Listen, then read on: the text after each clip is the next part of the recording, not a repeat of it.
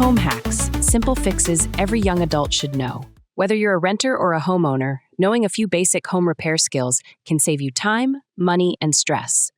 Here are some simple fixes that every young adult should know. 1. Unclog a drain. A clogged drain can be a major inconvenience. Try using a plunger or a drain snake to clear the blockage.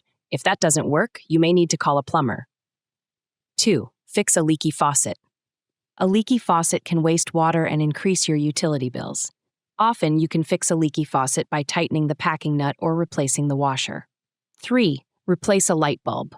Changing a light bulb is a simple task that anyone can do. Just make sure to turn off the power first.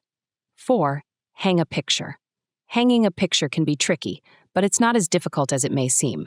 Use a level to ensure the picture is hung straight. 5. Fix a squeaky door. A squeaky door can be annoying. To fix it, apply a little WD-40 to the hinges. These are just a few simple home repairs that you can do yourself. With a little know-how, you can save money and avoid calling a professional for minor issues. For more tips and lessons like this, visit learnmoreuniversity.com for education after the bell rings.